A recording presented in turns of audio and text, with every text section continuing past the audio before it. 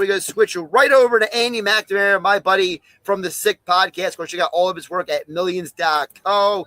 He joins us right now on Hanging with Hennig on 97.3 ESPN. Andy, welcome in. How you doing, my friend? I'm doing good, Josh. You're making me hungry, brother. I see the pizza all there. You're talking about the booze. I'm ready to go. It's Saturday. Well, I mean, you just put the perfect combination. It's the pizza and the drink. You know? You can't top it. I love it. I'm telling you, one of these days, my friend, I'm going to be with you on a remote where you are, because you hit all like the best food and drink spots in that region. So I gotta figure out some excuse to get down there. Well, the cool thing is right here on the promenade deck, you know, because we're between 42nd and 43rd Street. So like right in the heart of Seattle City, right? Yeah. So if you want pizza, you got Zena-Cola Pizza. Voted the best pizza in Seattle City right behind.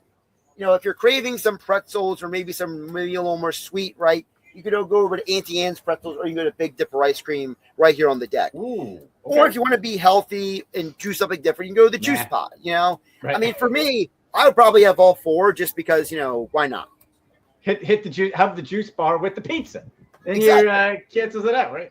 I mean, honestly, you can go to Boulevard Super Liquors, maybe get yourself maybe like a whiskey or a vodka or something. Maybe mix that with the Juice Pod drink. I don't know. I'm not telling you what to do. I'm just saying. Now we're talking. I think this is great. You get the vitamins of the juice. You get the little hit you need from the whiskey.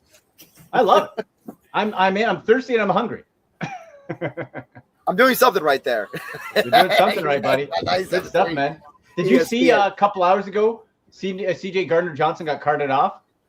I did not see that. At Bills, yeah. Adam Schefter reports. ESPN, I gotta tell you, Gardner-Johnson carted to the locker room. Can we just talk about him for a minute? You know, and you're someone who's covered the NFL like I have for a very long time. I got to tell you, there is nothing more bizarre to me than the existence of CJ Gardner-Johnson. Like, explain. Like, this is a guy who, when he came out of college, you don't know, he was a very highly recruited high school athlete. Like, he was like a 3-sport athlete in high school. He goes college, and he's got some, shall we call it, personality quirks, right? He's, he got a lot of flags on him in college. There's a reason why he had to switch from corner to safety, because he was too handsy, right? And so, but he became a good safety in the NFL. And then he comes to the Eagles, and it was a huge deal. Like, we hadn't had a legit safety since Malcolm Jenkins, right? Yeah. So he comes to the Eagles, you go to the Super Bowl. But then they let him walk in the offseason because he's basically being cantankerous about the grand old thing. What do people always cantankerous about? Always about money, right? Mm-hmm. Money ruins everything when it comes to these athletes and their egos. So I'm sitting there, right? And I'm like, okay, he leaves. He goes to Detroit. Almost immediately gets injured. Like crazy, right? Yep. Comes back in 2024. Eagles win a Super Bowl. So literally, the 2 times in Philadelphia, he goes and wins the championship. Leaves again. Right. Why? Because of money. And then last year, he's beat-bopping all over the NFL. He spent time with the Texans. D'Amico Ryans didn't want him anymore. Right. He got rid of him. He goes to Baltimore, can't stick there. Ends up in Chicago, finishes the year, and now he's in what, Buffalo? Buffalo. Yeah. And carted to the locker room.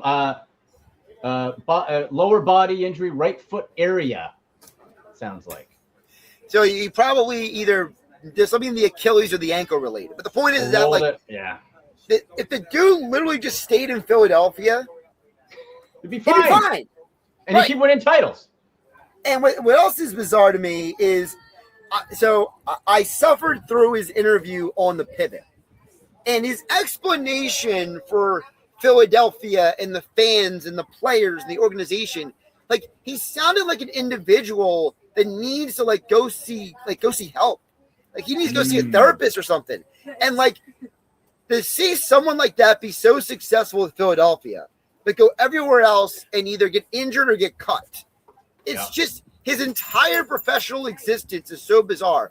And what's going to be funny is, Andy, 15, 20 years from now, people like you and me are going to be getting emails from PR people for him writing a book. He's going to write a book, and he's going to do interviews, and we're going to be reminded all over again, how on earth did this guy mentally last in the NFL? Physically, we know why, because he's so physically gifted. Like, when he played for the Eagles, He led the the NFL in interceptions one year, but like mentally off the field, like I mean, he is somewhere between a tinfoil guy and like just someone who he's got a disassociation with reality, kind of like the GM of the Browns. Well, we know the GM of the Browns, Andrew Berry, loves them some Eagles. You hate to see when guys get in their own way, right? Guys get in their own way from success, and it costs them money, and they don't realize it till after. Like Antonio Brown is on next level above that. But how much money that guy cost himself? You know, like it's ridiculous. They get in their own way. They either buy their own hype, they have the wrong people around them, whatever, and you cost yourself money. You become a problem. What do NFL coaches and GMs hate? Problems. And your skill only takes you so far. They'll put up with it for a bit, but it only takes you so far.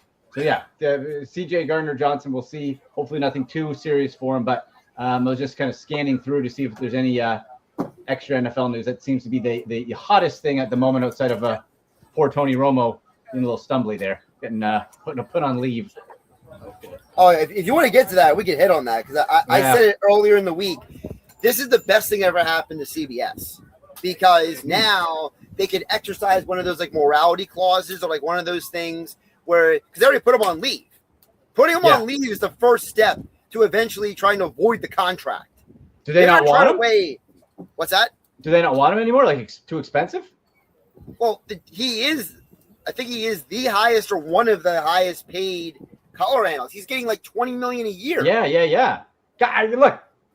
Give the devil his due. I like him. I know he's kind of hot. I like his analysis. He can get annoying a little bit, but overall, I do like the Romo analysis. Now they're going to get, I believe, I just said J.J. Watt. Yep.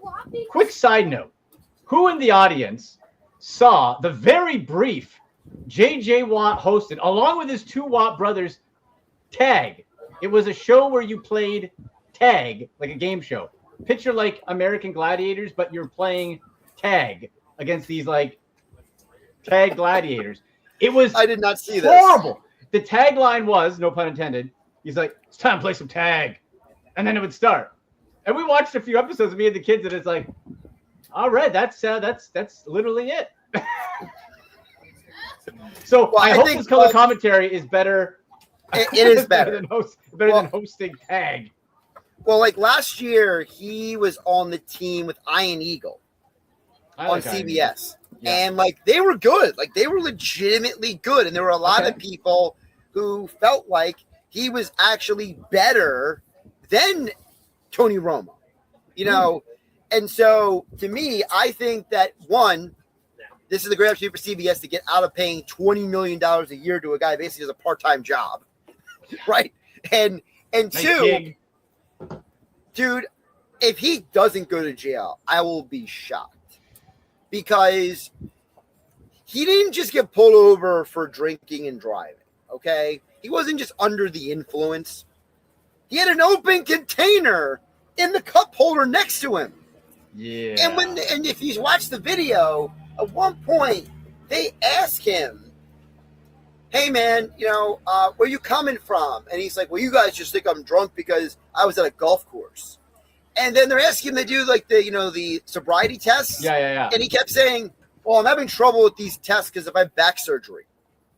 Like the dude. The open container.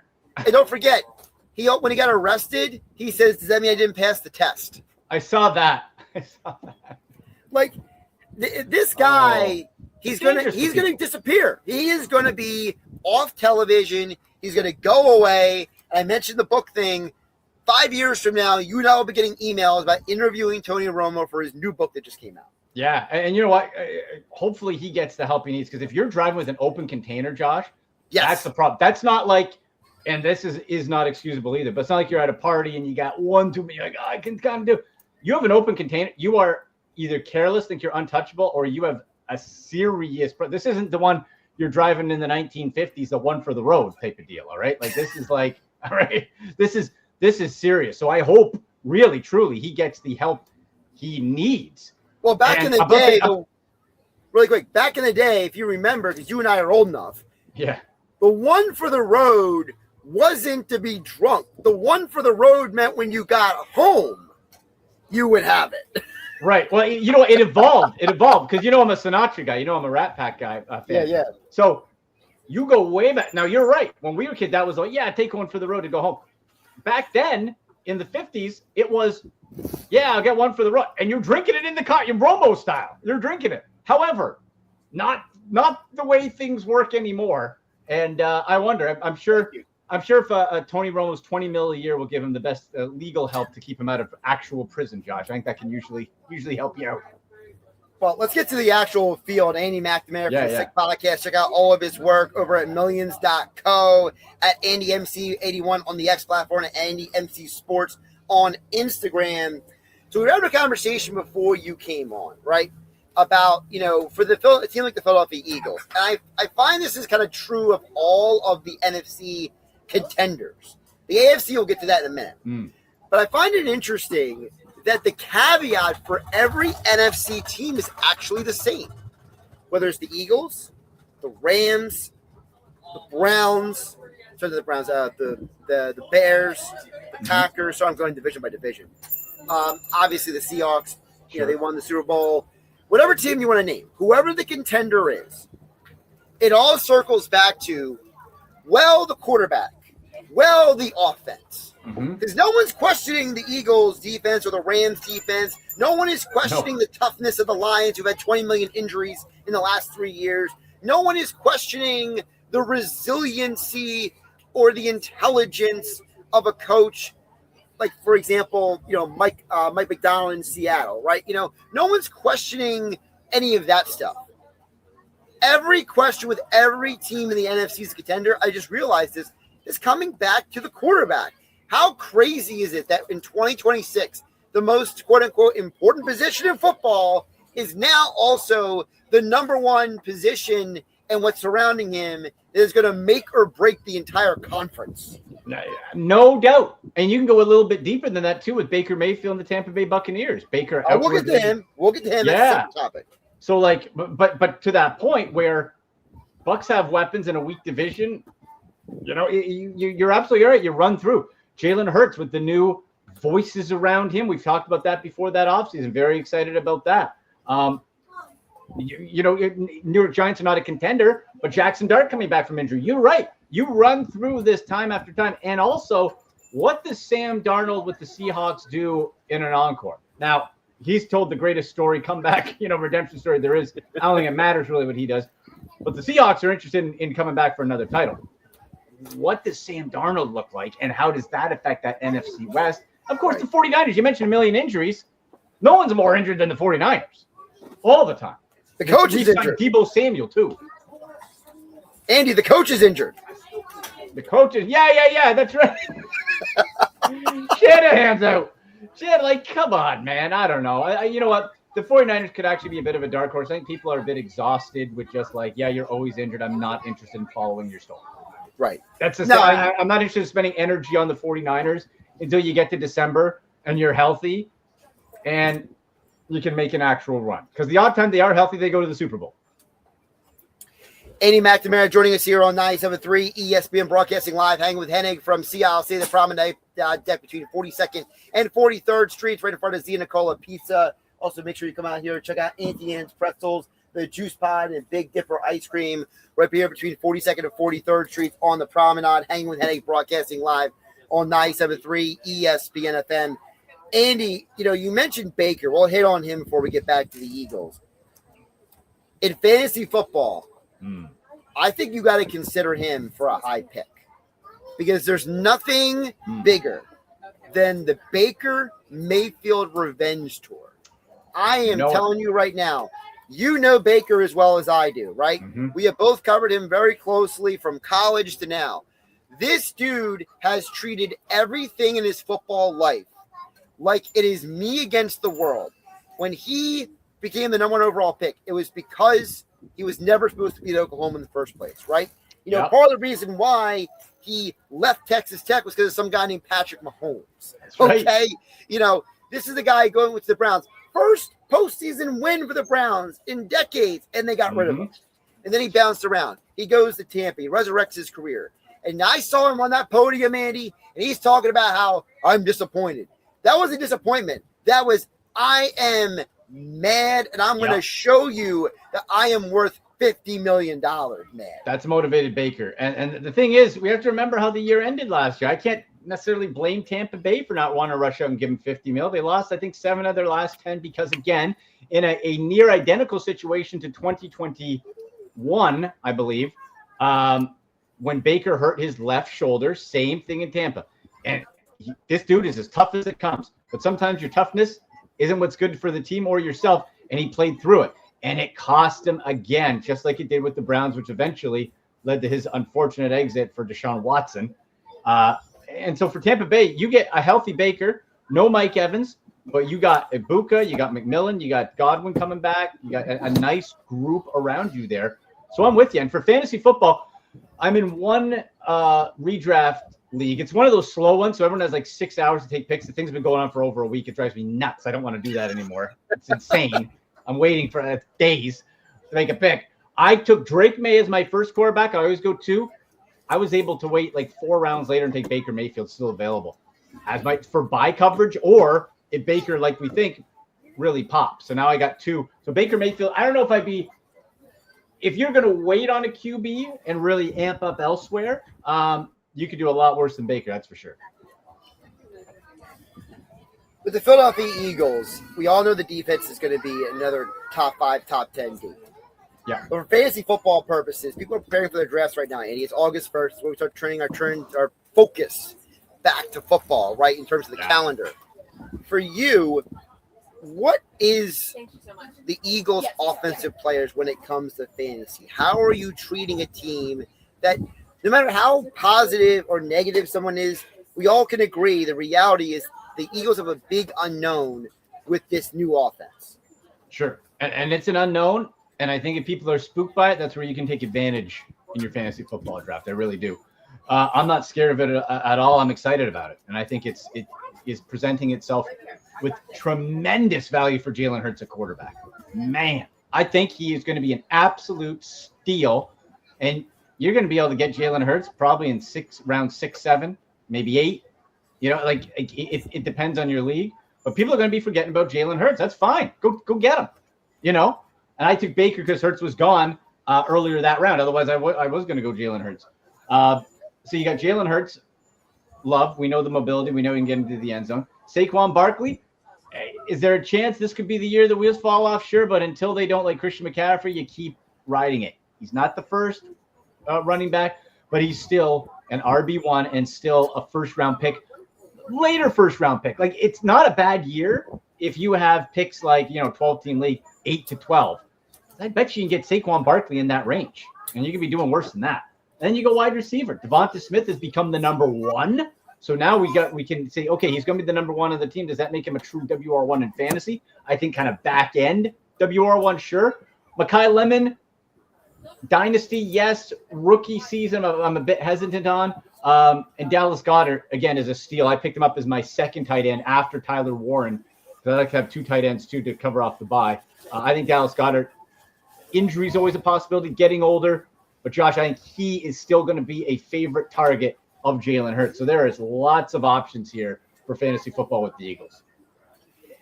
It's interesting you mentioned about Goddard, because this is the guy who led the Eagles in touchdowns last year. But there are people out there who say, well, they were all, short end zone, red zone, type of touchdowns, So? Well, that's what I mean. So it's like, if you're a fantasy football player, you're like, sign me up.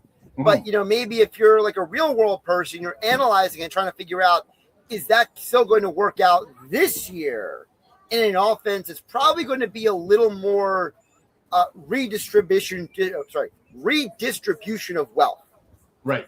And it could. Again, it's an unknown, so I can't say for certain. But I still think there's always a world for a tight end in the red zone with good hands, who has a comfort with your quarterback.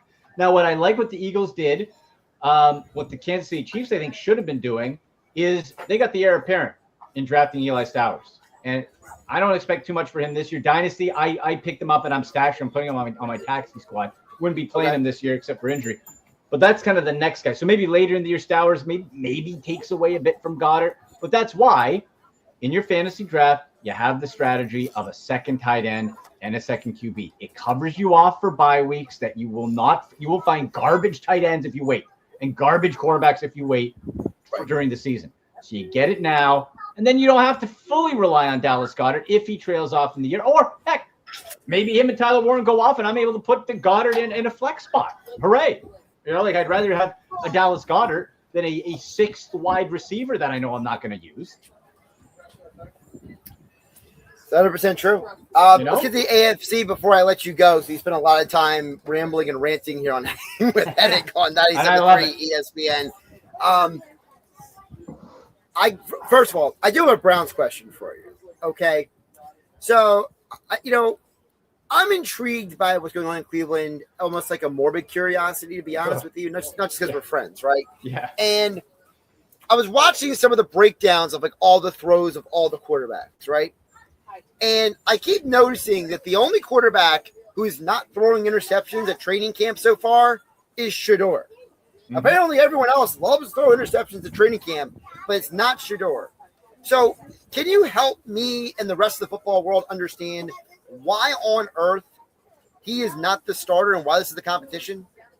So, excellent question. I do have an answer for you too through your brother station, ESPN Cleveland. Tony Grossi, who I'm friends with and is a tremendous analyst, has the quarterback tracker on the ESPN Cleveland. And they track every 7-on-7 and 11-on-11 throw in a competitive series that the quarterbacks make. Now, you mentioned no interceptions. What we have to remember is Shedeur and Deshaun are alternating playing against the first team defense and with the first team offense each day. So what you'll notice is Shedeur's numbers better with the second team. The problem is Deshaun's numbers aren't really good anywhere. And so that's where my eyebrows kind of raise. And the thing is, too, you'll see on that, if you look at that tracker, you'll see, oh, no touchdowns, no one's throwing touchdowns. What we have to remember is a lot of those, they're starting, okay, we're going to do the drill from our own 20, and they're not like continuing the series. So unless you're throwing 80-yard bombs. So it's a bit deceiving that way. But Shedeur's accuracy, I'll give you an example. So the day he was playing with the ones this week, they amped up. They were trying some new pass rush stuff with Jared Verse, and they were just getting into the backfield. Shedeur's holding on to the ball, and it didn't look good. But he wasn't throwing picks, which is what Deshaun Watson has been doing, which is not good in any case. So is Shedeur clear cut? No. But does he deserve, to me, to get the shot if it's even play, even performance, or more, because of how he ended last year without a full training camp at all? Remember, Josh, he was on another field when Joe Flacco, Kenny Pickett, and Dylan Gabriel were on the other one. He never threw a ball to Jerry Jeudy, the starting wide receiver, until he was in the game in Baltimore. And what did he do? He went and won 3 out of 7 games, 2 of which were in division. That, to me, says that guy's improving. He needs to still improve, and he knows that. But to me, I'm saying, get me Shedeur in there, have Deshaun as the backup on last year of his contract. Let me see. If Shedeur turns out to be the one, yay, then I can use that extra first-round pick I got from Myles Garrett on a player. If he's not, then it's a rich draft, and you can use that to finagle up and try to get yourself your hopeful franchise QB. My friend, before I let you go, I'd be remiss if I didn't mention, because it is weekend at WWE SummerSlam. It is also Hulk Hogan Day. I know Hulk Hogan is your favorite wrestler of all time. It was basically a year ago in a couple of weeks that he passed away. So I want to know from you, in honor of the Hulkster, if we could reincarnate him in his prime, and I don't mean old Hogan, whatever version of Hogan you want from like 84 to 2004. Yeah. And if you could put him in a match this weekend, which version of Hogan would you pick? And do you have a specific character you would put him against in SummerSlam this weekend? Oh, what a question. Love it. First of all, I'd have to go 1987 Hulk Hogan. Okay. The one who faced Andre the Giant. That was, I love me some Hollywood Hogan. If you can't see on the full set behind, I got Hogan toys from when I was a kid and all that, and all that good stuff. Love the Hulkster. I think you got to go because that was the invincible Hogan. Hollywood Hogan was cool, but he was a heel and he would give up and he would quit and stuff like that, right? You got to go vintage Hulkster. So if I'm looking, so when I think Hulkster, I think of overcoming monsters. You know, King Kong Bundy, Andre the Giant, Big Boss Man. I would say, because I've seen him, he faced Brock Lesnar in that final run in the early 2000s when he wasn't in his prime. I would love to see him face Obafemi or Brock Lesnar, which is the Hell in a Cell. I'm just thinking monster-wise, overcoming the odds. Two big beasts in their prime, 87 Hogan versus prime Brock or prime Obafemi. I think that'd be a lot of fun. Hell in a Cell, he's not going to be climbing to the top of the cage, so maybe it's a bit of a waste. But I think against one of those two big dudes, both in their proper prime, that would be fun. See, the name I would go with, and it's because of also, I'm thinking of Hulk's style, right? He was kind of more of a deliberate. He wasn't a high flyer. He was more of like he was a showman more power. than right. He had the power. So I think the contrast I would like to see is against the best in the world, CM Punk. Because Punk is also a deliberate, I'm going to drag this out. I'm going to get the audience involved. You're going to cheer me. You're going to hate me, right? Yeah. And I can totally see a scenario where, Punk hits him with, go to sleep. And then the Hulkster gets up. He hulks up. Right, and the crowd goes nuts. To me, I would love, because I feel like the pace of those two would be excellent. And the build up, because they're both great promos in different ways, both very cerebral in different ways. I think that's a great call. I think that'd be a lot of fun as well. There was a throwback, and I don't know if any of the listeners remember this, and I remember watching this, Josh, the Saturday Night Main Event against the Big Boss, but this has been all over my social this week. It was like the anniversary of it. The old blue steel cage, the only true steel cage in my mind, the blue one, the old blue steel one, where Hulk Hogan superplexed Big Boss Man when he was 340 pounds off the top of the blue steel cage down. Josh, I remember as a kid, it's like people now doing flips and that's not as big of a deal. But back then, that was the most high-flyingest thing I'd ever seen in my life, and it was two big dudes doing it, and that's a callback to that. So that's a quick Hulkster memory too. That CM Punk throwback is a nice. That's a nice. Oof. If I can't have the monster one, kind of the cerebral battle, that would be pretty cool. He's Andy McNamara, of course, at AndyMC81, the X platform, AndyMC Sports on Instagram, host of the Sick Podcast. Andy, real quick, plug millions.co. Yeah, man. Millions.co/Andy McNamara. Got tons of content across sports. Going to be really amping up the NFL and fantasy football stuff. I'm going to be putting a fantasy football short video out on each and every NFL team starting today with the Eagles. I'm going to pop that out, and that's going to be on millions.co/Andy McNamara. Make sure you're following me there. Tons of great content. And Josh, I know you'll be coming on with me with some NFL shows too coming up. So looking forward to that. Absolutely. Andy, my friend, take care of yourself, okay? All right. You too, buddy.